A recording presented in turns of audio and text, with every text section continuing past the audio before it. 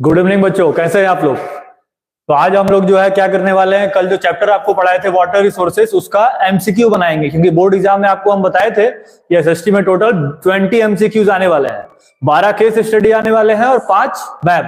अब अगर आप टोटल कीजिएगा तो 37 मार्क्स के ऐसे क्वेश्चंस आएंगे जिनमें आपको ज्यादा डिस्क्रिप्शन नहीं लिखना है।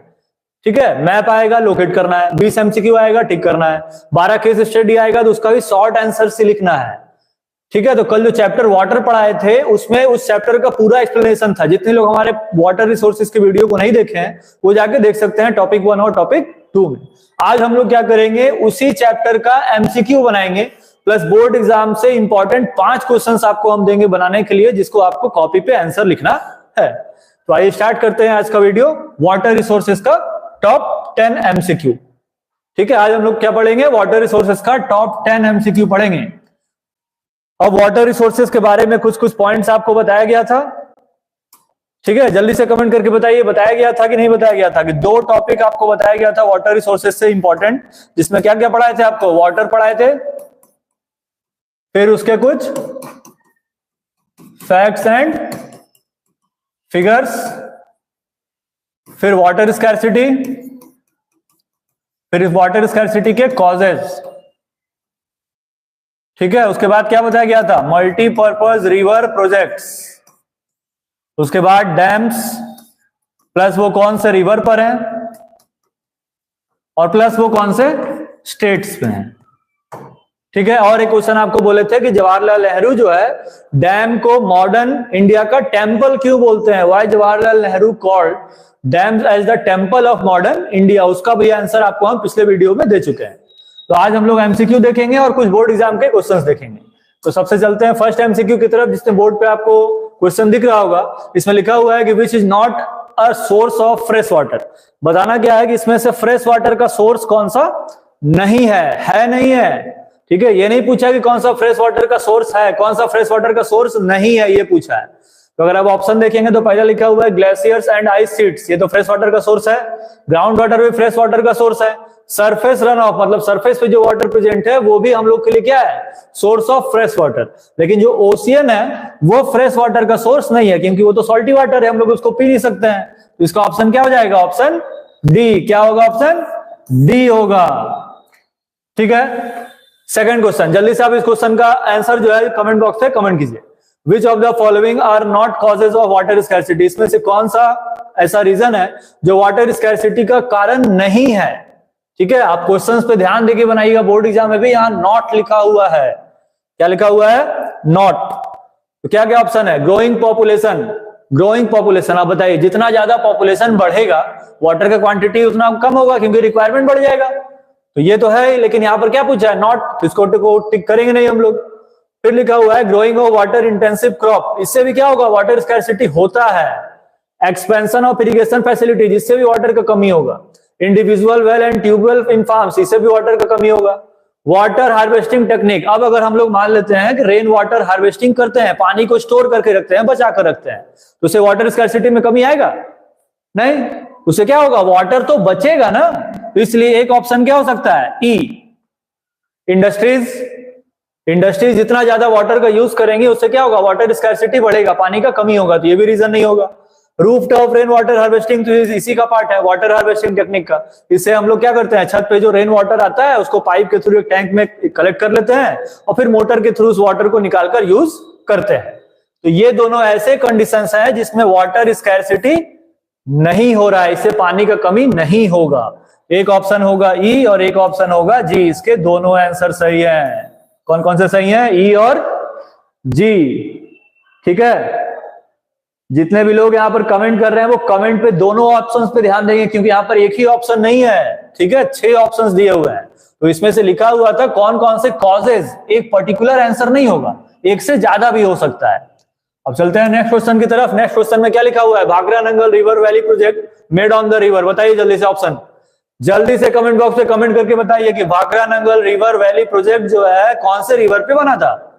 तो कौन सा रिवर होगा, इसका आंसर हो जाएगा सतलज और बीज। फर्स्ट ऑप्शन होगा इसका, कौन सा ऑप्शन होगा, ऑप्शन ए। नेक्स्ट क्वेश्चन की तरफ चलते हैं। नेक्स्ट क्वेश्चन में लिखा हुआ है कि Hirakud dam is constructed on the river. अब बताइए हीराकुड डैम कौन से रिवर पे कंस्ट्रक्ट है? तो ये आपको हम कल जब लास्ट टॉपिक बताए थे वाटर रिसोर्स का, उसमें एक चार्ट आपको बनाए थे जिसमें बताए थे कि यहाँ डैम है, ये उसके रिवर है, ये उसके स्टेट है। तो उसी में से क्वेश्चन आपको पूछ दिया है कि हीराकुड डैम कौन से रिवर पर कंस्ट्रक्टेड है। तो इस पे ये भी ध्यान देंगे कि ये हीराकुड है, ठीक है, क्या है? हीराकुड, इसको हीराकुंड नहीं बोलेंगे, ठीक है, ये गलत हो जाएगा। हीराकुड डैम है, ये गलत है। कौन सा ऑप्शन होगा इसका? ऑप्शन होगा डी, मतलब महानदी, ठीक है। भाखरा नंगल डैम के बाद ये क्वेश्चन पूछा जो भी डैम से रिलेटेड है। हीराकुड डैम कौन से रिवर पर है? महानदी पर है। आप जल्दी से कमेंट करके बताइए कि हीराकुड डैम महानदी रिवर पर तो है, लेकिन कौन से स्टेट में है? आप जल्दी से कमेंट करके इसका आंसर बताइए। उसके बाद 5वां क्वेश्चन लिखा हुआ है कि water of Bhakra Nangal river project is being used mainly for, मतलब कि भाखरा नंगल डैम जो बनाया गया है उसका वाटर का मेन यूज क्या है?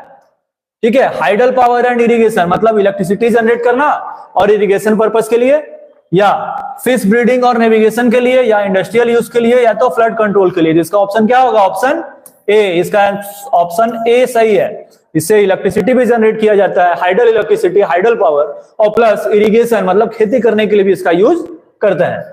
बढ़ते हैं नेक्स्ट क्वेश्चन की तरफ। नेक्स्ट क्वेश्चन में लिखा हुआ है कि the diversion channel seen in the western Himalayas are called. कल इसी टॉपिक को आपको एक्सप्लेन किए थे। गुल्स और कुल्स, खादिन, जोहाज, और क्या क्या बताया गया था? और क्या क्या बताया गया था जिससे हम लोग जो है वाटर को बचा सकते हैं? खादिन, जोहाज था, टंकास भी बताए थे, एक हौस खास एग्जाम्पल, ठीक है। उसी तरह यहाँ पर क्या बताना है कि जो डाइवर्जन चैनल हम लोग देखते हैं लिंक कहां पर? वेस्टर्न हिमालय। ये आपको नाम बता दिया तो ये सबसे बड़ा गलती कर दिया एग्जाम ने। अब हिमालयस बता ही दिया है तो सीधा ऑप्शन टिक कर देंगे, गुल्स एंड कुल्स, क्योंकि कल ही बताया गया था कि हिमालयन रीजन्स पे जो वाटर कलेक्ट होकर इकट्ठा होकर वाटर गिरते रहता है या स्टोर हो जाता है उसको हम लोग गुल्स और कुल्स बोलते हैं। तो ऑप्शन हो जाएगा ए। इसका भी आंसर क्या है?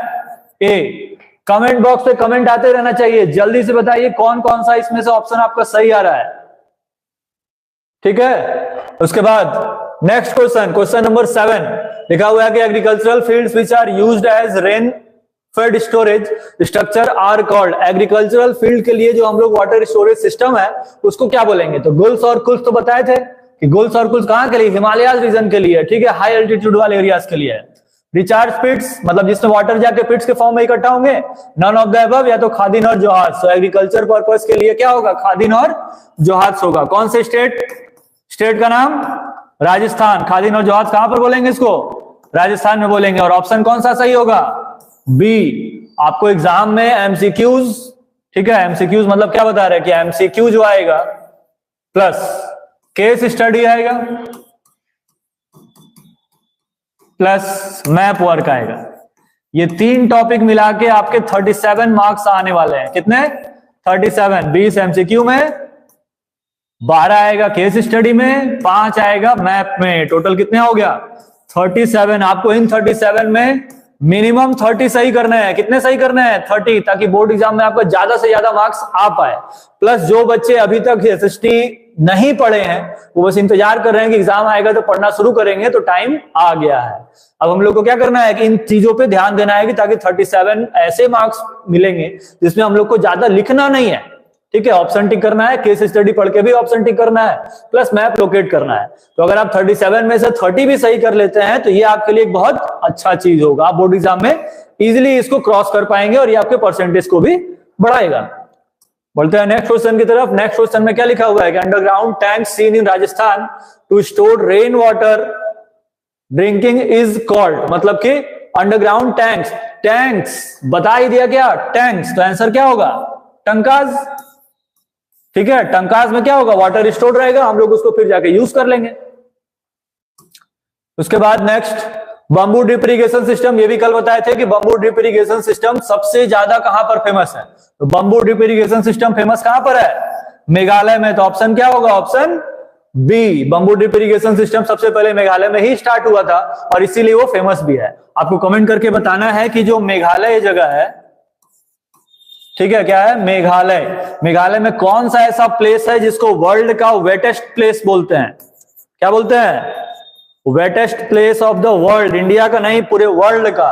जल्दी से कमेंट करके बताइए कि मेघालय में कौन सा ऐसा जगह है जो पूरे वर्ल्ड का सबसे वेटेस्ट प्लेस में आता है, मतलब रेनफॉल वहां पर सबसे ज्यादा होता है। नेक्स्ट क्वेश्चन लिखा हुआ है कि only state which has made roof top rain water harvesting structure compulsory to all the houses, मतलब एक ऐसा स्टेट जहां पर roof top rain water harvesting compulsory कर दिया है, मतलब हर घर के छत पे एक roof top rain water harvesting technique लगा हुआ है, जो क्या करता है, रेन वाटर को कलेक्ट करता है और टैंक में जाके स्टोर करता है और फिर हम लोग उसको मोटर के थ्रू यूज कर पाते हैं। प्लस जो है वो एक्स्ट्रा वाटर बच जाता है, वो दूसरे रिसोर्सेज जैसे वेल, ठीक है, ग्राउंड वाटर में जाके इकट्ठा हो जाता है। ऐसा कौन सा स्टेट है, तो तमिलनाडु। ऑप्शन कौन सा होगा, सी। ठीक है, ये भी आपको हम बता चुके हैं। जितने लोग वाटर रिसोर्सेज का वीडियो नहीं देखे हैं वो जल्दी से जाके टॉपिक 1 और टॉपिक क्लियर करें, उसके बाद एमसीक्यू को बनाएं, तो आपको 10 में से 10 एमसीक्यू बन जाएंगे। और ये सारे क्वेश्चंस बोर्ड एग्जाम में आए हुए हैं। अब ऐसा तो है नहीं कि हर चैप्टर से पूरा एमसीक्यू आ जाएगा। एसएसटी में आपके लगभग 22 और 23 चैप्टर आ रहे हैं और एमसीक्यू कितना आएगा, सिर्फ 20। तो एवरेज अगर आप जान ले तो हर चैप्टर से एक एमसीक्यू, हर चैप्टर से कितना एमसीक्यू, एक। तो हर चैप्टर को आप क्लियर कर रहे हैं और उसमें से मान लेते हैं कि 20 एमसीक्यू में आप लगभग 15 प्लस सही कर लिए, तो ये आपके लिए बहुत बेनिफिशियल है। जो बच्चे पढ़ रहे हैं वो 20 में 19, 20 भी ला सकते हैं, और जो बच्चे अभी रिवीजन करना शुरू किए हैं, पढ़ना शुरू किए हैं, तो उनके लिए बहुत ही मैटर करेगा ये चीज कि वो अब एमसीक्यू को कितना मार्क्स स्कोर कर पा रहे हैं। ठीक है, बढ़ते हैं लास्ट पेज की तरफ। तो ये आपके बोर्ड एग्जाम के आए हुए इंपॉर्टेंट क्वेश्चंस हैं। ठीक है, ये सारे क्वेश्चंस आपको क्या करने हैं, कॉपी पे आंसर लिख लिख के इसको रिवाइज करने हैं। इनमें से कितना क्वेश्चंस आपको आ रहा है, प्लस आप कितना इसमें से सॉल्व कर पाइएगा, आप कमेंट बॉक्स में कमेंट करके बताइए कि एमसीक्यू 10 में से आपका कितना एमसीक्यू सही हुआ है और इसमें से कौन कौन से क्वेश्चंस आपको आ रहे हैं। तो ये था हमारा वाटर रिसोर्सेज चैप्टर का एमसीक्यू। अब हम लोग इस चैप्टर को खत्म करेंगे। नेक्स्ट चैप्टर स्टार्ट कौन सा करेंगे, पावर शेयरिंग। तो 10 मिनट के अंदर ही क्या होगा आपके लिए जो है लाइव क्लासेस, तो फिर पावर शेयरिंग स्टार्ट होगा, जिसमें अभी हम पावर शेयरिंग समझाएंगे टॉपिक 1 और टॉपिक 2 में, और इस चैप्टर का एमसीक्यू कल आएगा। तो एसएसटी में जो भी चैप्टर आप लोग पढ़ रहे हैं, जैसे मान लेते हैं कि आज जो है, आज चैप्टर पढ़ लिए आप, ठीक है, चैप्टर पढ़ लिए, चैप्टर पढ़ने के बाद आपको एमसीक्यू एक दिन बाद मिल देगा, ताकि आप क्या कर सके, उसको रिविजन भी कर सके। ठीक है, जैसे मान लेते हैं कि आज 15 को आप क्या किए, पावर शेयरिंग पढ़ लिए, आज 15 है, अब कल 16 को क्या आएगा, पावर शेयरिंग का एमसीक्यू प्लस एक्स्ट्रा डिस्क्रिप्टिव वाला क्वेश्चन जो 2, 3 या 5 मार्क्स में आता है। तो ये क्वेश्चंस आपको प्रैक्टिस करने हैं ताकि एग्जाम में आप ज्यादा से ज्यादा मार्क्स स्कोर कर पाए। तो एसएसटी का क्लासेस अभी इसी तरीके से चलेगा, एक दिन आप चैप्टर को पढ़ेंगे, दूसरे दिन उस चैप्टर पे क्वेश्चंस बनाएंगे ताकि रिविजन भी होता रहे। ठीक है, तो कितने लोगों को ये सेशन अच्छा लगा जल्दी से कमेंट करके बताइए, कितना एमसीक्यू सही हुआ वो भी कमेंट करके बताइए। तब तक के लिए बाय बाय।